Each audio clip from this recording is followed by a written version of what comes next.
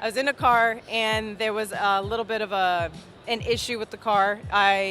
Long story short, got into an accident on the freeway, and the floorboard had caved in, popped my ankles back, broke my ankles immediately. Ouch. I was Again, both your ankles. both my ankles broken, at the same time. Shattered. Done. As soon as I woke up, people were like, wait, there was a cop there, and they were just like, oh my God, thank God you were wearing your seatbelt. Like, I didn't know where. I got really lucky too, because where I had gotten the accident, there was no divider, there was nothing. So actually half of the car, the front of the car had broken off, pieces of the car broken off and fell over this huge thing.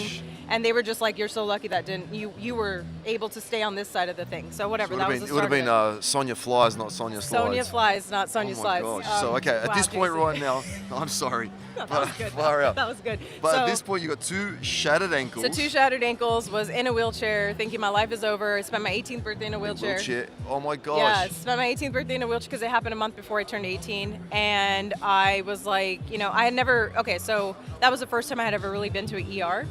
So I remember laying in the ER, and that's when I had my epiphany moment where I'm like, they're like, I had my chest bent the steering wheel, I had hit my head on the glass, it was like a whole thing, plus my ankles were broken. So they were just frantically trying to just keep me alive, I had internal bleeding and all this stuff. So there's this moment where they were cutting my clothes, they were trying to get me going. And I just remember looking up at these people, and I had never met them. They were nurses, doctors, and I was like, I don't know these people, they don't know me, they don't know if I'm a good person, and I don't know their names, but at this moment, it doesn't matter. The collective moment is that we're trying to keep me alive, and I was like, yep, I'm gonna be a nurse. I have to, this is what I need to do. I need to do this for people. So then I, waited until I was out of a wheelchair, and the second I was out, I went into a nursing program and started my nursing career from that. Insane. And so, from trauma victim to trauma nurse. Yeah. Talk us through that process. How long do you have to school? How long does Yeah, that work? so I was in school for a little bit. I actually started as an LVN, so you don't actually go into that much schooling. It's like right under an RN. Okay.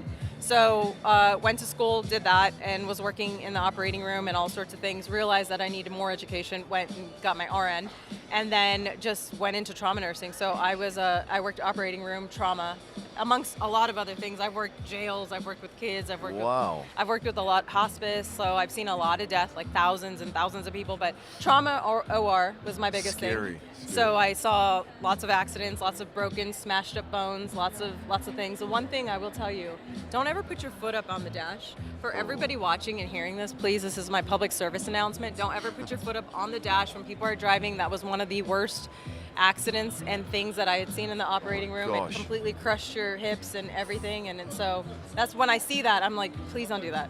Interesting. Okay, well, definitely won't do that again, especially when I'm driving. Okay, cool.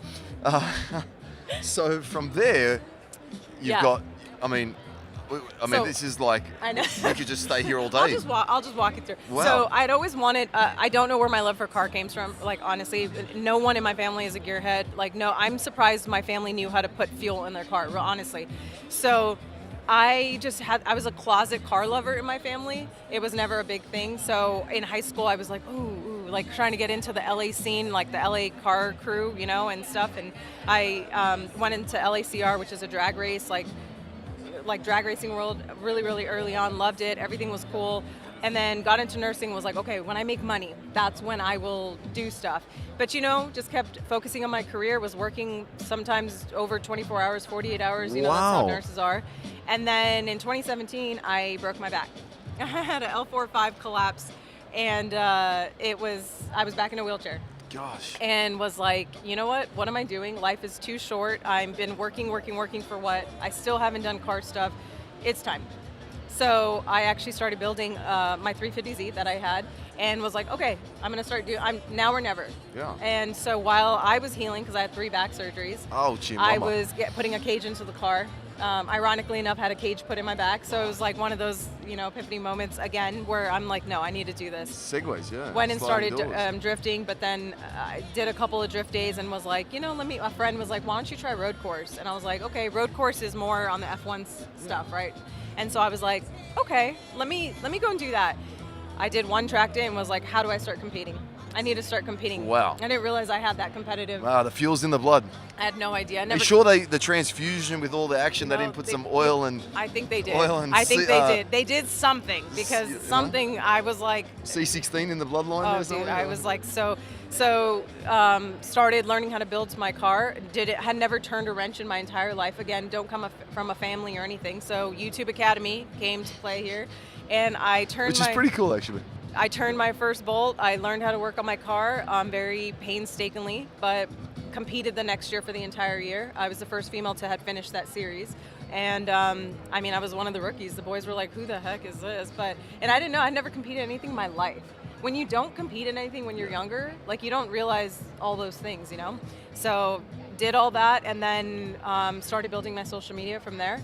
And it was like, I didn't want to do social media, okay? Sure. I actually was so... Sure you didn't. I was so against it. And my friends were like, racing, driving cars, motorsports is expensive. You need to have a way to market. And so I started just posting things. I was like, look, I don't know what I'm doing. Yeah. I'm sure there's people out there that don't know what they're doing. Why don't you follow me along in my idiotness of like not knowing how to do anything? And then from there, people started seeing me and they started like contacting me for like, you know, shows and things here and there. And that's when I realized, I'm like, oh my God, I actually really like being in front of the camera. I didn't know that. Wow, there you go. And then 2020 happened, and things started shutting down. But I got a ride to do this enduro series, NASCAR, four-banger, circle track, front-wheel drive. Never rode with these guys ever, right? And they're the good old boys. They weren't that nice to me when I got there. They were like, who the heck is this chick? Random chick. I got beat up a lot. Now, mind you, I'm like now 2.5, 3 years into my back surgeries. During a race, I mean, they were not nice to me. During a race... Damn those guys. During a race, cars would set me up, try to push me up against the wall, and one race in particular, I got hit so bad that both my arms and legs went numb immediately. Oh my gosh. They had to pull me out of the car. I went and laid down on the ground, finished the race, and then I ended up third in the overall championship. Yeah. And was like, mic drop, I'm never seeing you boys anymore, you know, middle finger, goodbye.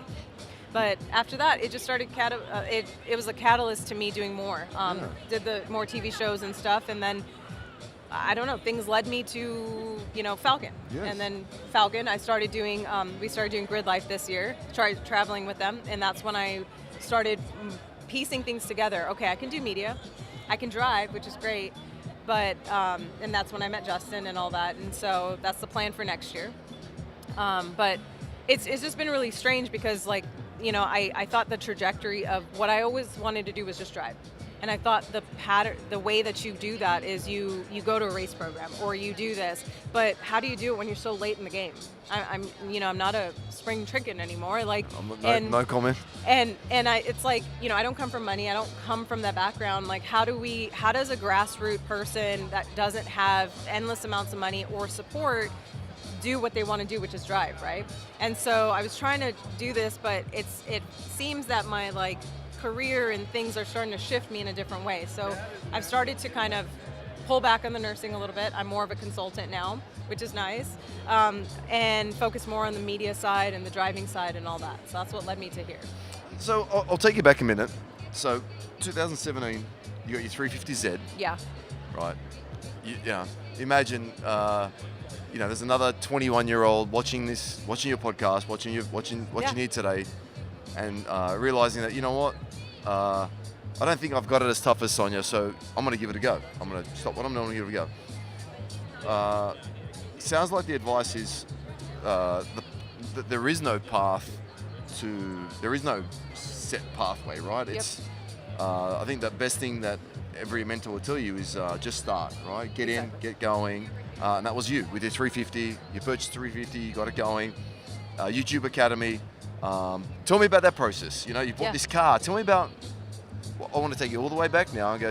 Tell me about this 350. You know, where did you buy it? Like, even that would have a story in itself, right? Where did you get it? Actually, I got in another car accident. Yeah. Oh my gosh. I got rear-ended really bad on the 101. It's just stop and go traffic, and this big old truck just like pretty much put the back of my Pontiac G6 to the driver's... Pontiac G6? Yeah, don't judge me. Really? Isn't that an Australian car? I mean, is it? Yeah, I think so.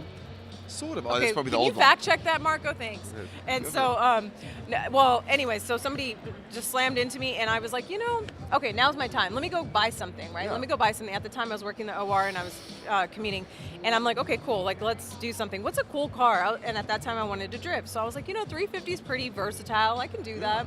Just went, picked it up, and again, knew nothing about this car. And again, testament to that, you had no idea. I don't know anything. I that's didn't what I'm ask saying. anybody. I didn't even look up on the internet. Yeah. I was just like, 350 is nice. Okay, cool. But you see what I'm saying? You made a decision. You Yeah.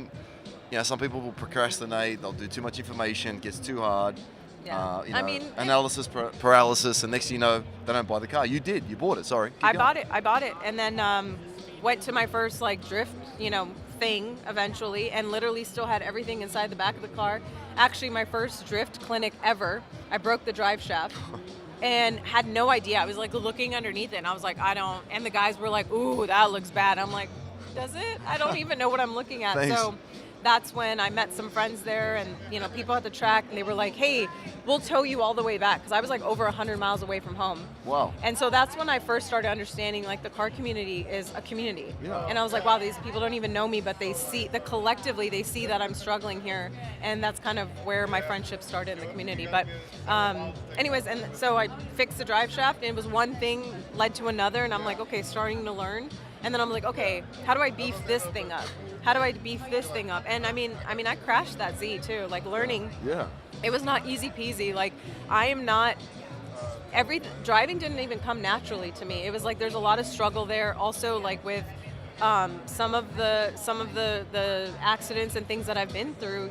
I've had to adapt and learn, because I'd lose feeling in my legs. Jeez. And so because of the back stuff. So I mean, losing feeling in my legs, I had to kind of retrain my brain, even learning how to heel toe and things like that. It's been a very difficult thing. Since then, I've actually had other health stuff come about that has significantly impacted my neurological standpoint, but that's another thing. Okay. We can touch get on that into later. that if you want. But I think the bottom line is that there are multiple paths. I think that we live in a day and age where we have so much information, which is great. It can be bad, because Sure. then it brings you to paralysis sometimes. But I think if you look at it from the standpoint of, okay, what is it that I really want to do? Start with that question. And my question was, what I really wanted to do was just drive. I was like, I just want to drive. Let me figure out how to do that. And I thought it was, you follow the path of racing, or you follow this path, or you follow this path. But I mean, man, it's just been leading me in different places. So Yeah, I think, again, your story, again, they could probably write a book about it, but they should. But I think in life, what you've kind of touched on, and it kind of shares with everyone, that life will bring you thousands of stop signs. Mm-hmm. Life will only continue to offer you stop signs. The question is, are you willing to drive through the next one? exactly. So you've already just showed us enough stop signs for probably 7 people's lifetimes. I mean, everyone has their story, right? Yours is pretty challenging. And so I guess the argument here is that the good old Rocky quote, it's not about how many times you get hit, it's about how many times you get up and keep moving forward, or, I probably butchered that quote too for crying out loud. 100%. And I think, again, life will continue to throw you stop signs. Actually, that's what it's designed for, right? Because everyone's moving forward, so everyone's kind of going to collide in some way, shape or form.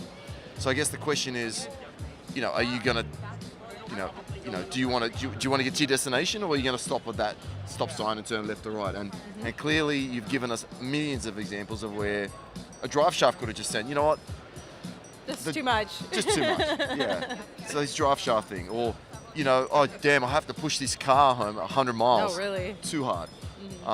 So again, it's just testament to another stop sign, and then just continue to literally find the next one. And what's awesome about what you said is it's anything in life. Even I was a professional soccer player. I've had 5 knee operations, 3 ACL reconstructions, and during that period, what I learned is that if you want to operate at a high level or at an elite level, you're going to have to hit the wall. You're going to have to injure something. It's going to happen. It's going to happen. And it just means that, because if you're pushing hard enough and you want to win, you're going to have to break something. And so I guess, I'm not saying to people, if you don't want to break anything, don't get involved, but there is that, right? Yeah, and just understand that you accept that is part of it, and don't That's part of one the thing learning, I think. right? That's I think one thing where people, that's the shift in the mindset, and I think that's one of the biggest things too. Is that if you want to get to another level or to any level at all, there's this mental aspect, and I think for me that's what I've worked on for years and years. Like the most, even over my physical, is I've had to work on the mental aspect because I've literally been now in a wheelchair 3 times in my life for Insane. over a period of time. I mean, this very last time was in 2021 where I lost my ability to speak. I literally lost my ability to speak. The doctors Can were you like, imagine Sonya not speaking? Okay, The Jason world would would be love that. the world would be a better place. No, I'm just kidding. I'm just okay. kidding. But like, no, it was scary. My biggest fear came alive where I couldn't communicate my needs, and it happened. Wow. But I honestly, when stuff like that happens, I'm like, because before my biggest thing was like, oh, how, when my ankles were broken, I was like having nightmares and dreams that I couldn't get up just to walk and go do things. And I used that as okay, I'm in this situation right now. My ankles are freaking broken. Okay, I felt like I was claustrophobic, which I'm not, because I literally couldn't get up by myself and pass my threshold at my house because I had to go over a step. I would have fell. I couldn't walk on my ankles at all for over a year and a half. So for me, it was a mental thing. Like, okay, I'm stuck in this body right now. What am I going to do about it? What can I work on? I can't work on my legs. Fine. Well, I mean, I did. Once they came off, man, I did PT for like 19 hours a day because they told me I was never going to walk straight, never going to run. I was like, we'll see. Let's go. We'll see. And so same thing with my back. They were like, I was only allowed to walk 5 minutes a day because there was a complication that happened with my back. And we found out then I was allergic to pain meds. Oh. I couldn't take any pain meds immediately no. after back fusion. I couldn't take ibuprofen because it was going to break down the implant. I had to go no pain meds. My entire thing. So again, it was the mental thing. I was like, you know what, this is teaching me. How do I breathe through this pain? How do I learn how to handle this? Well, I'm stuck in my body. I'm stuck in this place. I can't do anything about it. What do I do? What do I do from here? And it's only helped me, really work on that muscle. We always work on our arms, we work on biceps, we work on all this stuff. But the one thing that is going to be with us for the rest of our lives, because we could lose our legs, we could lose our arms, we can lose all ability to walk. But once you lose your mind, you're done, right? Yeah. And that's it. So that's the one thing that I tell people, you need to work on that constantly. Constantly. Anything you're going to do, that's the muscle you need to strengthen the most, the mind and everything else.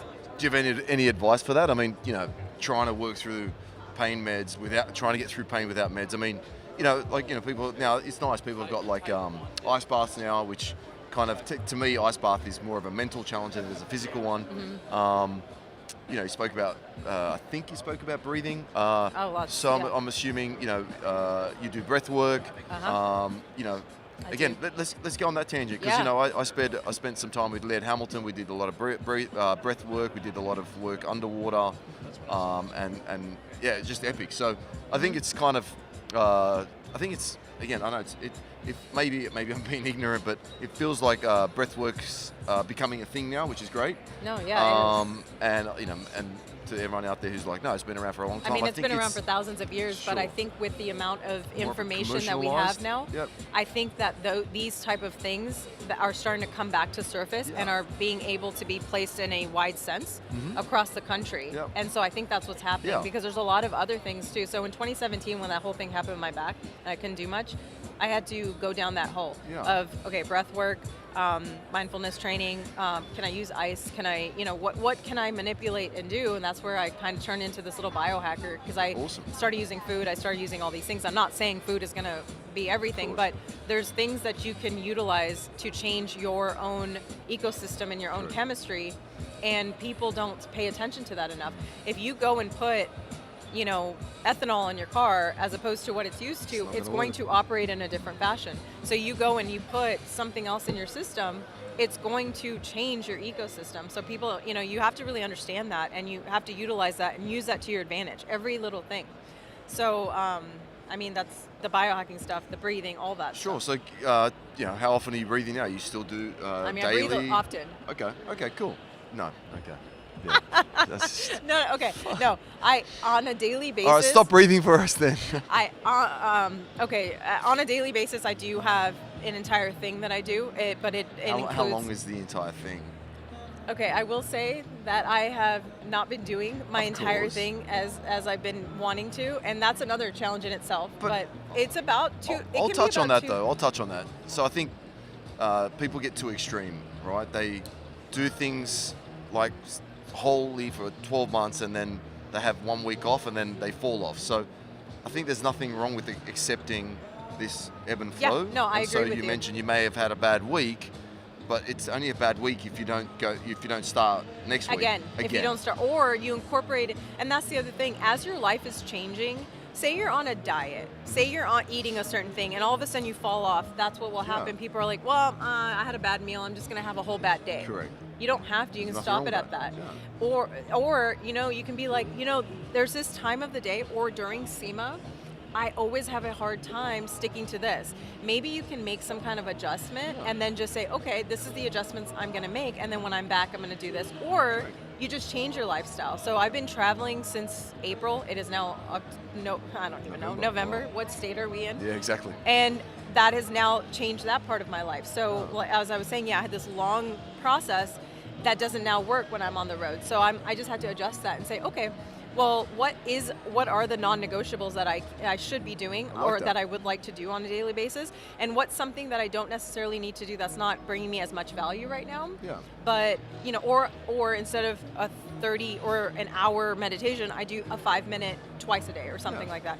Honestly, I utilize a lot of things. I do a lot of journaling, and journaling now before everybody is like, what? You can be utilizing that in numbers of ways, but I even set up where I'm looking at the next 15 months right now.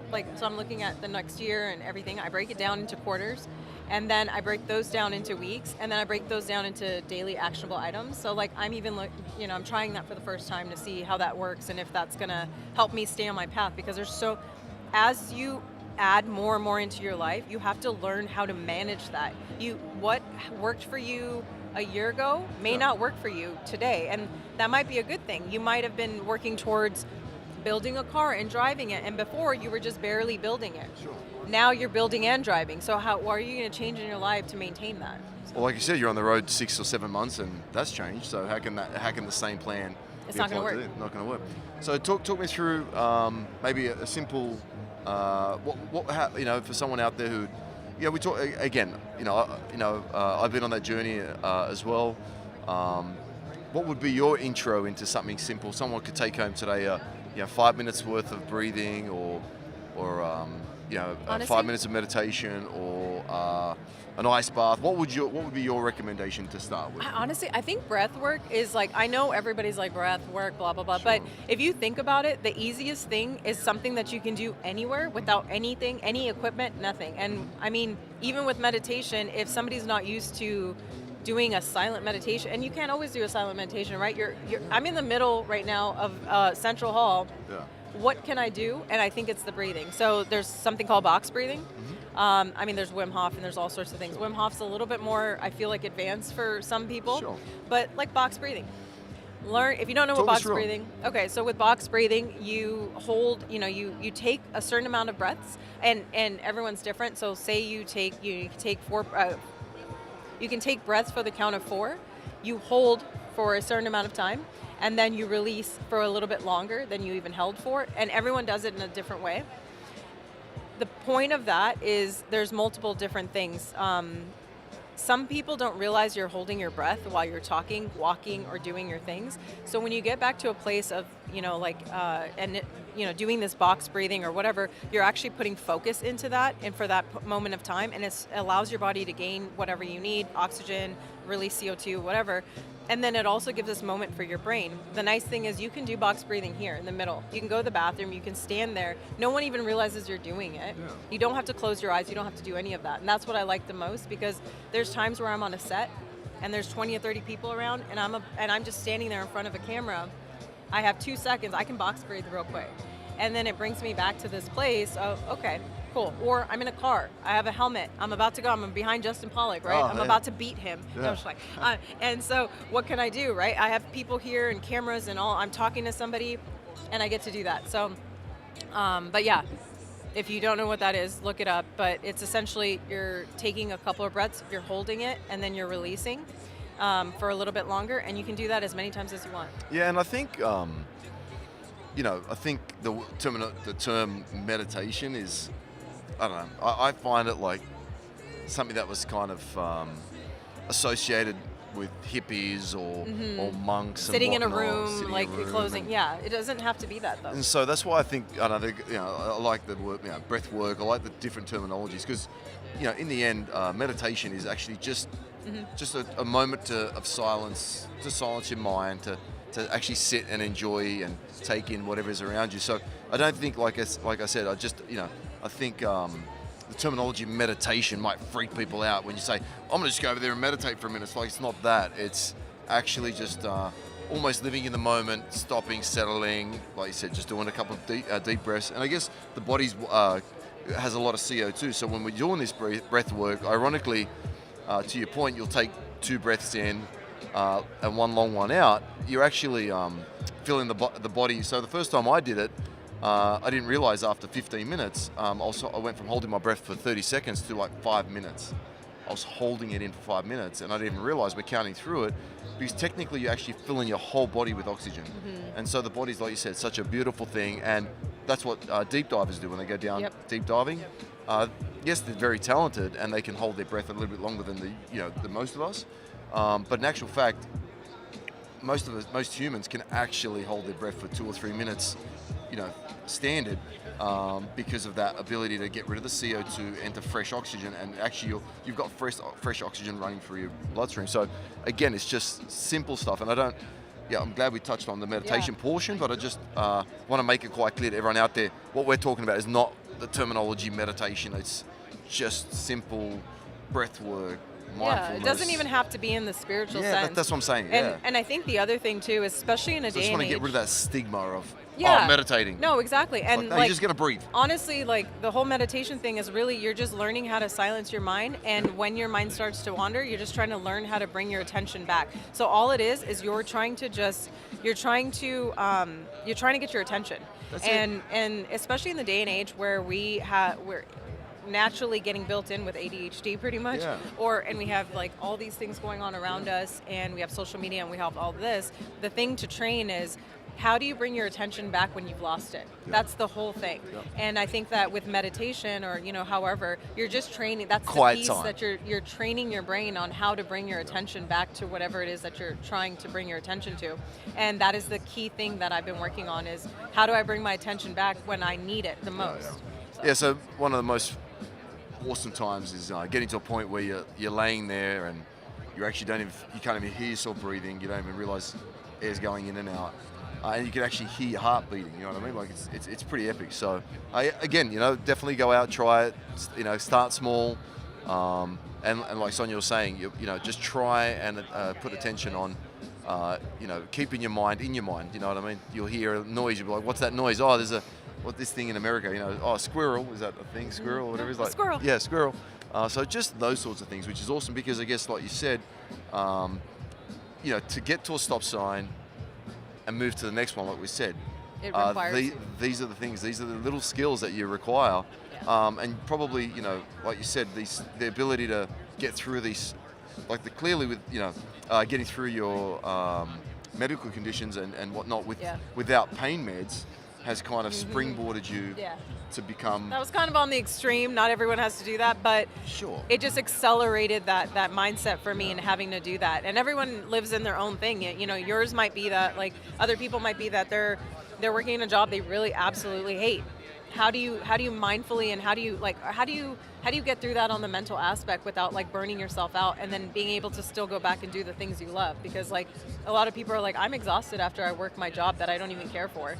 How do I then go and do something else? Well, this is it. Like you're training your brain in a certain regard, and it just gets stronger. So I'll give you a prime example I'll switch gears. I'll give you a prime example. My parents have been coming to see me for about 30 years. I started coming here full time about 12 years ago. I came to SEMA, and I'm like, where do I start? So we started with the booth, and then I'm like, how do I get more involved into SEMA? So then I realized there's like the Yen Network, the Young Network, Young Entrepreneur Network, I think it was called, whatever it was, the Yen, Hot Rod Association. Then they've got the new products, and then there's all these different stuff, all these different layers of SEMA. But I had to learn that the hard way. SEMA 35, under 35, all these awards, all these cool things. The banquet tonight. So I had to learn all that the hard way. I didn't have anyone to kind of grab me under their arm and go, "Hey man, do A, B, C."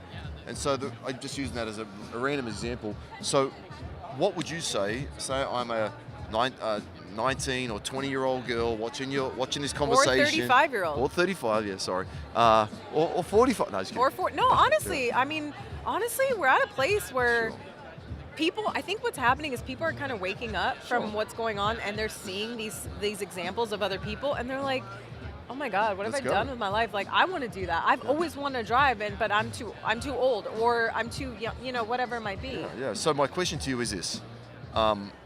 If you were to come to me and go, hey, Jace, what's SEMA about? I'd be like, hey, do this.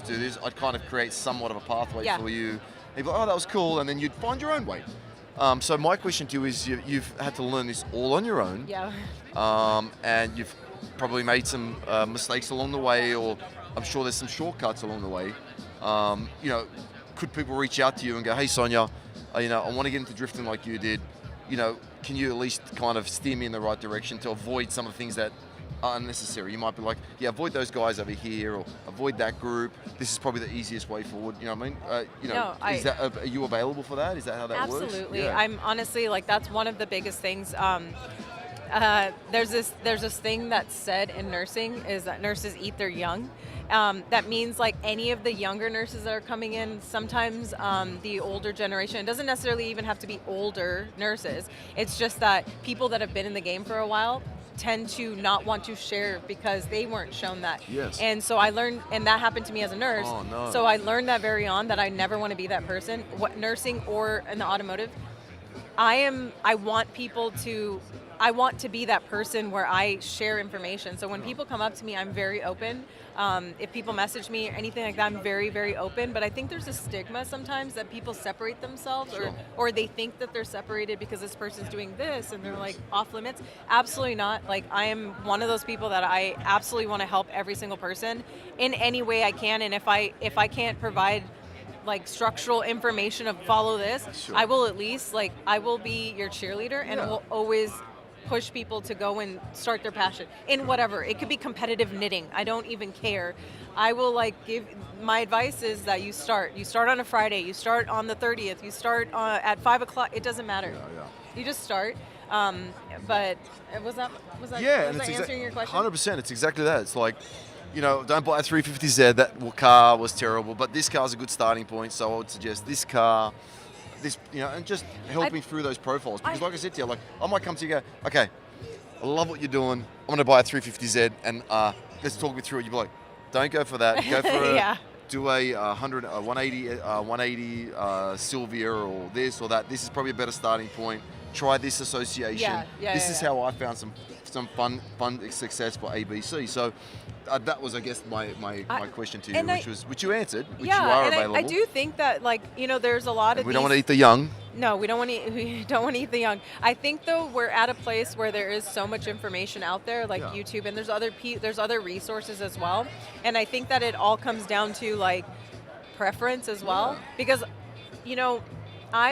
I am more on a general sense where I personally would not be like, oh, don't get it, don't get a 350Z. Well, because we've been through our own struggles with it. However, if somebody was just given their 350Z and that was the car that they were going to start with, I mean, you know what? I'd be like, okay. Happy days. But then don't do this and don't do, whatever. Yeah. But it's also, there's this. Bring a tow truck.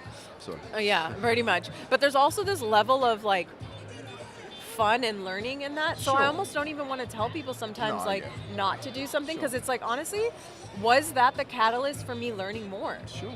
Who knows? No, I get it. No, I'm not asking to, to draw a roadmap. It's just general, just general kind of guardrails like you would if you're playing bumper bowling or. Do you want me to give guidelines right now? No. Well, what I was gonna say was. Okay, there you go. What I was gonna say is, if you are at a place and you don't know what you want to do, spend some time to figure that out. I think people end up just being like, oh, I need to buy this car with this horsepower and blah, blah, blah. And then you go to talk to them and like, what are you going to do with it? Oh, I don't know. What do you want to do? Do you want to drive? Oh, yeah. What do you want to drive in? I don't know. Why don't you spend, and then before you know it, they've built a car, bought a car, they did something. But I think people, like, because we see YouTubers, we see all these people and we think it's cool. Yes. But then along the lines, you kind of lose, like, okay, why are you doing this? Yeah. And if you take just a couple seconds to, like, identify, like, okay, what is it that you actually want to do? Like, what is it that you're trying to do? For me, it was always driving.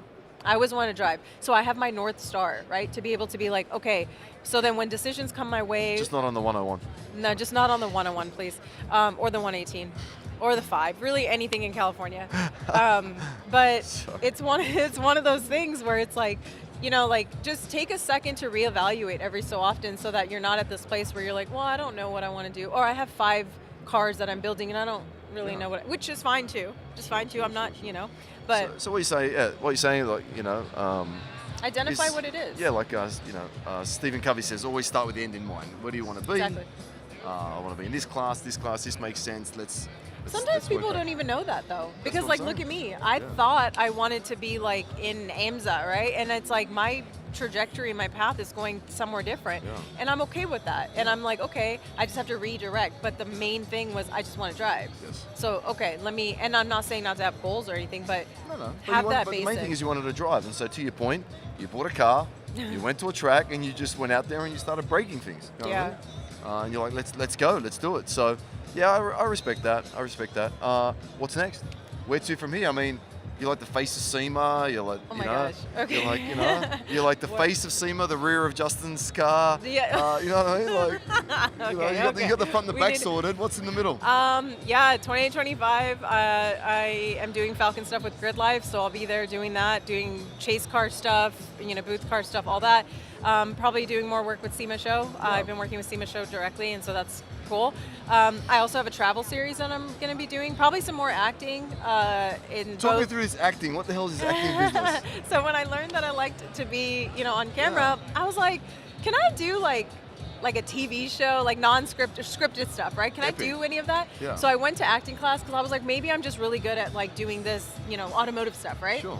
I went to acting class and I was like, oh my God, I'm actually not bad. Like it actually just, it was one of these things. And I was like, is this another avenue? Because I don't want to just pigeonhole myself to one thing. I've just always been like that. So I've been doing commercials, non-automotive commercials that are scripted, like straight, you know, I get hired for production and go do it. And so I have this like non-automotive side that I do media, and then I have the automotive side, and then I have the driving, and then I have the nursing. So I don't know, kind of. I think you'd be great in a soap opera. I think, you know, Days of Our Lives or something. God, I think you'd be epic. that? Actually, ironically, one of our friends is in that cast, and shout out to Crystal. I don't want to say anything bad, but you could be on that. It'd be cool. You guys could be like best buds. Honestly, I think that's so much fun. When I've gotten on a production set, it's a very similar to an operating room. It's very traumatic because everyone's like, you know, running around. But we all work together as a team, and I don't feel like I'm working a day in my life when I'm on a set, ever. That's pretty cool. I love it. So. Like, you know, doesn't get any. No, camera comes on and I'm like, I'm myself. I don't have to act any different way. But then again, you know, that's where you get to be another person when you are acting.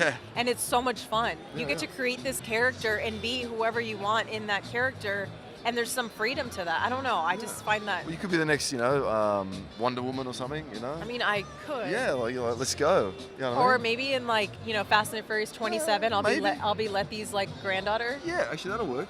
I would love that. I could see that. I would love that. I've actually met Michelle. Anyways. Yeah, me too. Okay, that's cool. You know, you know, or like, you know, Dom Toretto's brother or something. A brother? Okay, I'm gonna be Dom Toretto's brother apparently. Wow, Jason. Just kidding. Hey, listen, you know, like, you got everything. Everything sounds so smooth. We have to kind of, you know, mix it up. Okay. So, I mean, I feel like I can play Dom Toretto's. I can beef up a lot. I could probably beef up. Honestly, I could. Oh no. I could play a gangster, dude. Yeah. I could totally play a gangster. I grew up in the hood. A couple of tats and stuff. I could. A neck tat. That'd be so cool. That'd be cool. Okay, well. Just drifting. Oh, I would love that. Yeah, that'd be cool. All right. So, in closing, I asked Justin. I'll ask you. I know for myself, I had the same thing. Talk us through what your process is. Do you have a set process before you drift? You know, he puts the right glove on, left glove on, clutch, this, that. He's got a set process. Do you have a set process, and what is it? And I don't care. I'm not asking for your lucky underwear or your lucky socks, because I don't want to get that. I don't want to get into that. I'm talking about a process before you hit that go button? Yeah. Well, on the physical Sounds like you do on have the a process physical for side everything. of things, just making sure my steering wheel's on, pulling on that sucker. Now that I think about it, I do right glove first, left glove. But I don't think I did that on purpose. So all the physical things, right? I make sure that everything in the car is working, my seat's working, all of that, because of course, like physical first and foremost, I need to be safe in the car. Straps, everything's good to go. But the biggest, most important thing is my mindset. Mm-hmm. So before I go into anything, I do some box breathing. Awesome. Wherever I am, and in the pit, if I have time while I'm sitting there, I will visor down. And sometimes people will be talking to me, and I'm just like visor down. I will do my box breathing, and just have that quick second to myself, and then that usually will follow me through the entire time I'm driving. That's how I feel. There you go. So box breathing it is. All right, again, thank you so much for today. Thank you for having me. I think it's a story that needs to continue to be shared. Epic story, and I'm glad that I got to share it with you today. Thank you so much. Again, how about you close us out? You got the acting skills. How about you go and close us out? All right, guys. Well, we're closing up this podcast here at the Speedmaster booth. Jason did a fine job for his first time. I tried. And I did a phenomenal job with him, but I pretty much held this shit. No, I'm just kidding. You did? I'm just kidding. Thank you so much for having me. Continue on with the rest of what you're doing. I love that you're telling all these stories and that you're able to connect with all these people. But what should be our slogan? Do you have a slogan, like an out? Like a keep moving forward, like a Speedmaster, I don't know. It is what it is. Peace out. What do you say? Just we make magic happen. That's it. Okay. All right. Continue to make magic happen. All right, everyone. Well, thank you so much. Keep making magic happen. Make magic happen. Make magic happen. Yeah. Thank you. Oh, thank you.